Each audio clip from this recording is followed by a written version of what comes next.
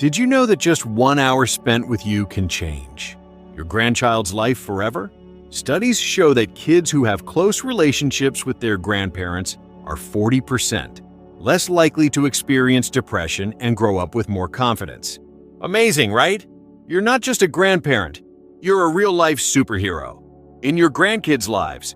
But how do you turn occasional visits into an unbreakable bond that warms their hearts for a lifetime?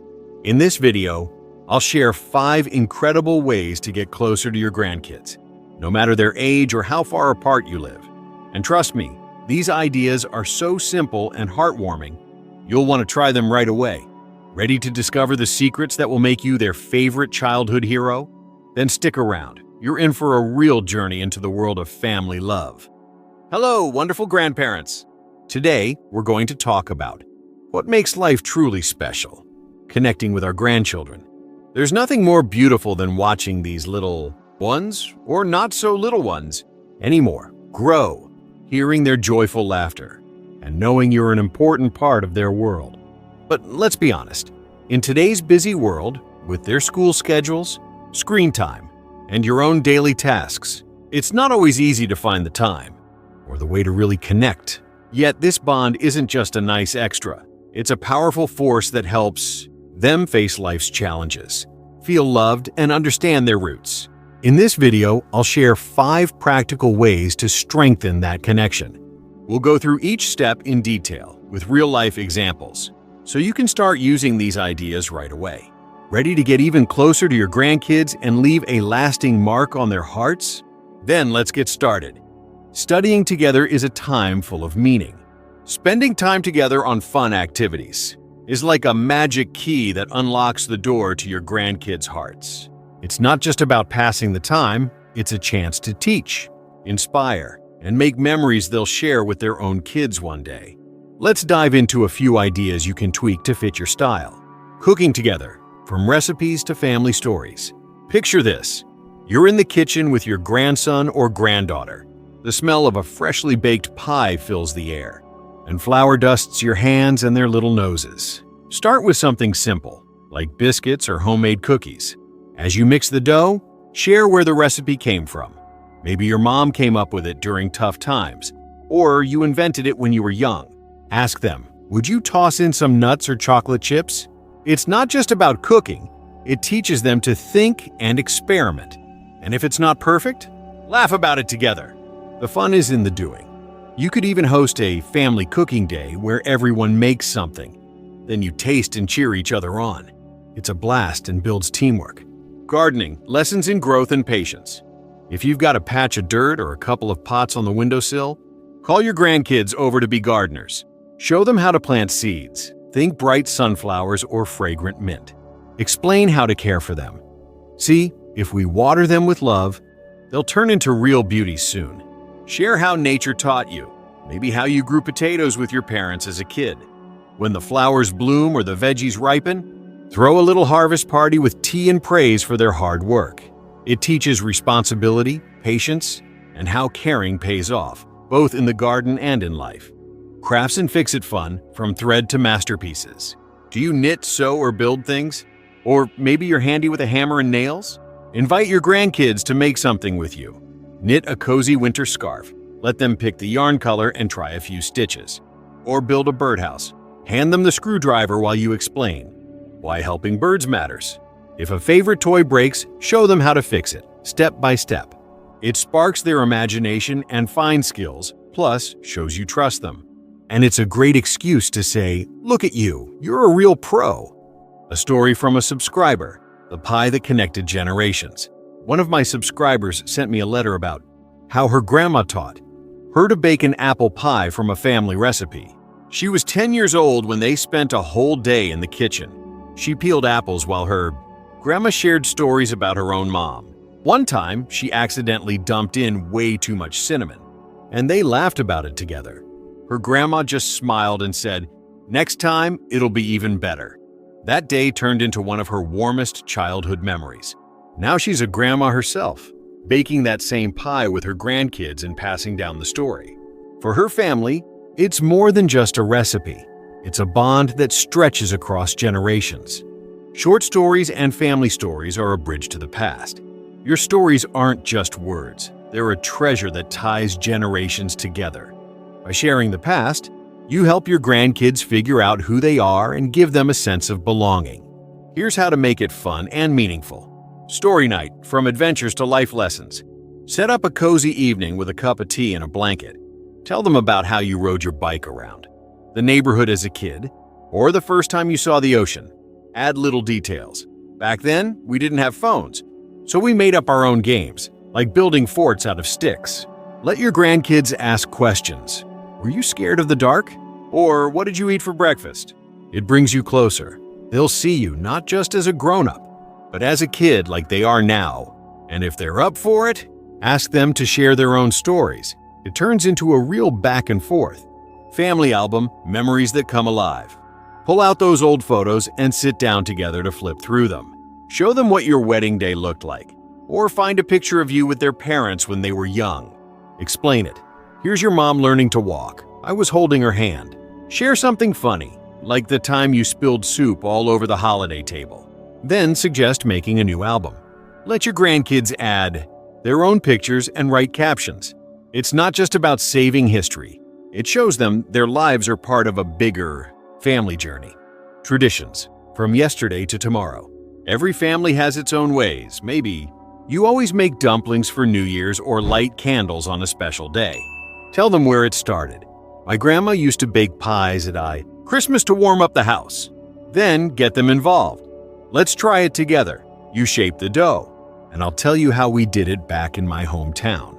It's more than a tradition. It's a way to pass down a piece of your heart so they can carry it forward someday. A story from a relative, the album that brought the past to life.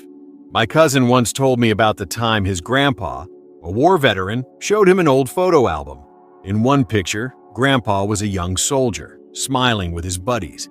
For the first time, he opened up about the war, talking about friendship, the tough times, and how they made it through. My cousin saw him in a new light, not just as an old man, but as someone with an incredible story. After that night, they grew closer. My cousin kept asking questions, and Grandpa kept sharing.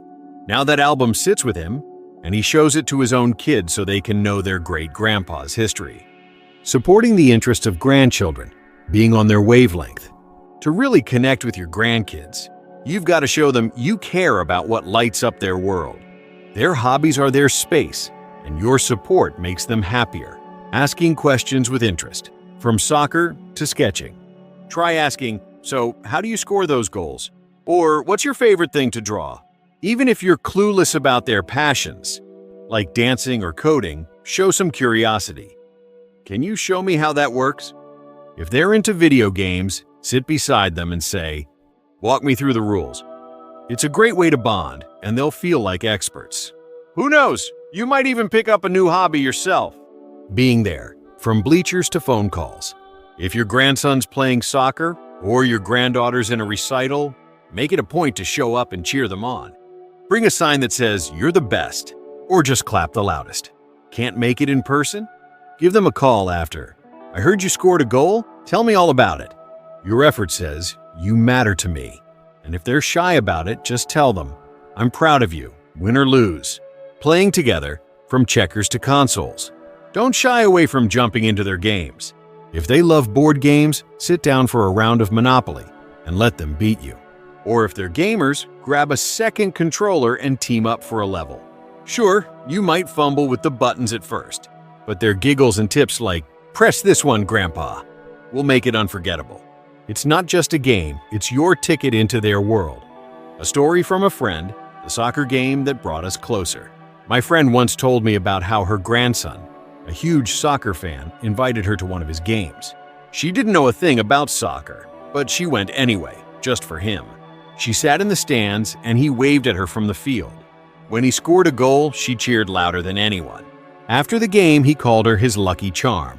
Since then, she's become his biggest fan. She's even picked up a few of the rules. They talk about his practices all the time now, and it's brought them so much closer. He knows his grandma's always got his back. Long-distance communication, love across kilometers. Even if you live far away, your bond with your grandkids can stay strong and full of life. The trick is finding ways to feel close, no matter the miles between you. Video calls, regular and heartfelt. Set up video hangouts or say, every Saturday at 5 p.m. Read them a bedtime story. Show them what you're cooking, or just chat about the weather. One time, try a talent show. Let them sing a song while you do a little dance. It turns calls into something special, not just a routine. And if the internet's spotty, don't give up. Even a quick I love you call warms their hearts. Letters and packages, surprises in the mailbox. Write a letter by hand. Share how your day went or slip in an old photo with a note on the back. Tuck in something small, like a piece of candy, a sticker, or a homemade card. Every now and then, send a package. Maybe socks you knitted or a jar of jam with a tag that says, "Made with love for you." It's not just a gift, it's a piece of you they can hold. Online together, from movies to shared albums. Plan to watch the same movie at the same time, then talk about it over the phone. Or start a shared online album. You add pictures of your garden. They add their drawings. If they're into tech, play a simple online game together, like checkers. These little steps shrink the distance between you. A story from a subscriber, letters that became a tradition. One of my subscribers shared how he stays connected with his grandkids while living in another state. Every week, he writes them letters about his younger days, life lessons, or just the little things that happened that day. In return, they send him drawings and notes. One time, his grandson wrote back, "Your letters are like fairy tales. I keep them all." After that, the kids started calling him on video. And now every Friday, he reads them books online. Distance doesn't feel like a barrier anymore. They've built their own tradition that brings them together. Transfer of life experience, wisdom with a soul. Your years are a treasure chest of lessons you can pass down. But the key is sharing them in a way that keeps your grandkids hooked, not rolling their eyes. Advice that counts. When they ask, wait for them to come to you with, "Grandpa, how do you fix a bike?" Or, "Grandma, what do I do if I fight with a friend?" Then jump in. "I once got a flat tire in the woods and figured out how to patch it. Want me to show you?" Or, "When I was little, I made up with my friend by sharing a piece of candy." It's not a lecture, it's help right when they need it. If they're quiet, just listen. Sometimes they only need to talk it out. Mistakes as lessons, showing you're human. Tell them about times you stumbled. "I flunked a test once because I didn't study, but it taught me a lesson." Or, "I lost a job, but I didn't give up and found a new one." It shows them mistakes aren't the end. They're a chance to grow. Toss in some humor. "Good thing I didn't become a chef. My first pancakes were like shoe leather." Values by example. Kindness and gratitude. Show them how to be kind. Bake a pie for a neighbor and say, "Kindness comes back around." Or start a tradition. Every night, jot down something you're thankful for on a slip of paper.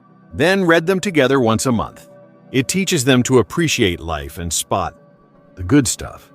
And it lifts your spirits too. A story from a relative, the lesson I'll never forget.